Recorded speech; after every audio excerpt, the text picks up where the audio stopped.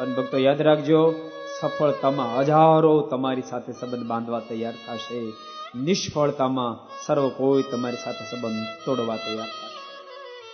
સફળતામાં આખી દુનિયા તમારી સાથે રહેશે, નિષ્ફળતામાં કોઈ તમને સહારો નહીં કરે, કોઈ સહારો નહીં કરે.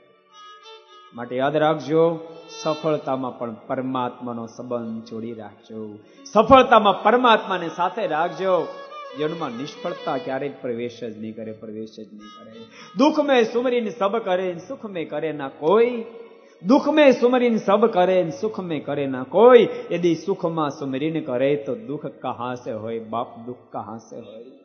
ભક્તો ગમે તેવા સમયમાં પરમાત્માને જારી રાખશો. અને યાદ રાખજો, ઠાકોર જ્યારે સુખના દિવસો આપે ને ત્યારે પોતાના હાથે બાપ સારા સારા કામ કરજો, સારા સારા કામ કરશો, પરમ શાંતિ જીત. અદ્ભુત પ્રસંગ મને યાદ આવે એટલે તમને કહી દઉં.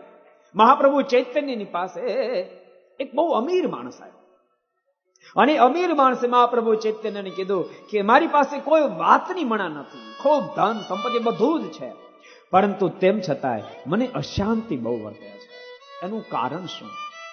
મહાપ્રભુ ચૈતન્ય અદ્ભુત ઉત્તર આપ્યો.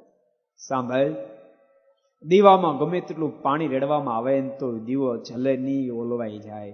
દીવાને જલાવવા માટે એમાં ઘીની ધારા એમાં રેડવી પડે તો દીવો જલે. સાંભળ, તને શું ઘણું બધું પ્રાપ્ત થયું, પરંતુ તે સદૈવને માટે પાણી રેડવાના ધંધા કર્યા છે. સાંભળ, તને પ્રાપ્ત થયેલી સંપત્તિમાંથી ક્યારે તે કોઈને આંખોના આંસુ લૂછા નથી, કોઈની આતડે તે ઠારી નથી, કોઈનું ભલું કર્યું નથી, ક્યારે મંદિર સમય ઉત્સવમાં યજ્ઞ આગાદિકમાં એક પાય તે વાપરી નથી, જેને કારણે તને પ્રાપ્ત થયેલી સંપત્તિ તને ઉત્પાદ કરી રહી છે. તારે પરમ શાંતિ જતી હોય તો તારી ધન સંપત્તિનો સદવ્યય મેળ કરવા અને પછી મને મળવા માટે આવ્યો, તને ખબર પડે સંપત્તિ પણ કેટલું સુખ આપી શકે છે. ભક્તો, જીવનની અંદર સુખ જોતો હોય એ વ્યક્તિ ગમે તે તાકાત પ્રાપ્ત થાય, શક્તિ સામર્થ્યના માધ્યમથી થાય એટલા બસ સારા કાર્યો કરે, થાય એટલા સારા કાર્યો કરે.